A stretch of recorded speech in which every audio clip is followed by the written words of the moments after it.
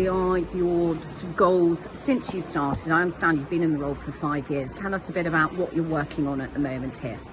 We really want to make sure that the stories of what happened here at Brooklands are used to inspire the next generation of young people to become scientists and engineers. Because what happened at Brooklands was really amazing. People solved the problems of the day, they broke boundaries, they set world records, they created world firsts.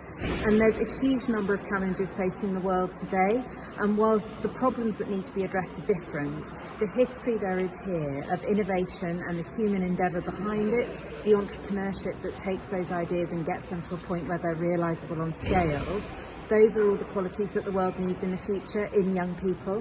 But we know that we need to inspire them to want to take up those careers, to see the potential for themselves and for the world if they do. So that's what we're all about. So how do you inspire boys and girls when they're at a young age, they're very impressionable, to go into roles within engineering, technology and science? I think partly we're really lucky that actually Brooklands has a real history of a huge diversity of people being involved in science and engineering. There were women that worked in the factories, there were women that raced, there were women mechanics and engineers here, female pilots that flew aircraft like the Wellington to deliver them across the UK during the Second World War. There are a huge diversity of stories. There are some really good stories of LGBTQ plus people who were involved with Brooklands. So the stories are all here, and to encourage people today, we need to share those stories, show that it's not actually something new for anybody to be able to make a real contribution in the fields of science and engineering, and to make young people today feel like this could be them, and that the barriers they might experience can be overcome, and people will help and support them to overcome them, because the world wants diversity amongst our science and engineers. It makes us better at what we do. I mean, we started off really well, didn't we, in sort of when we began flying fabric and wood aircraft with female pilots breaking sort of barriers. Why has it become a problem getting women into these roles? I think there's been a huge change in society over time, and I think ideas become rigid and then they get reinforced unintentionally, and I think we have to work really hard to make sure we don't talk about things in a gendered way, that we don't use he when we could be meaning he or she.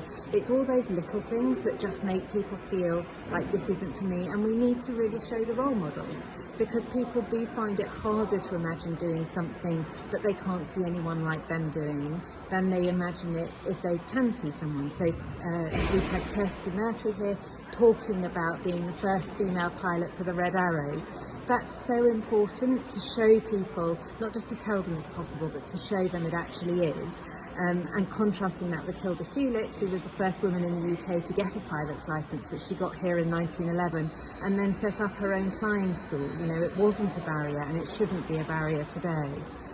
Now, so just tell me about this history that Brooklands has. I mean, it's pretty phenomenal.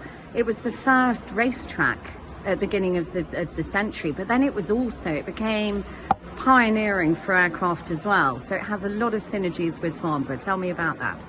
Yeah, that's right. So as well as being the first purpose-built motor racing circuit in the world, very, very early on, before there'd even been a powered flight in the UK, people were here trying to get aircraft off the ground. And people started building aircraft here, setting up flying schools here, and the synergy between Farnborough and Brooklands was there right from the beginning. They're geographically quite close to each other. There was a lot of crossover between the two sites, and then obviously as we go into the second half of the 20th century, some of the companies that were based here were also based at Farnborough, and eventually all obviously merged into one big setup. So things like Concorde had its design headquarters here, and lots of bits of Concorde were built here, have those connections with Farnborough, and obviously with the other sites that were also involved. You know, those really big international projects, hugely important to places like Brooklands.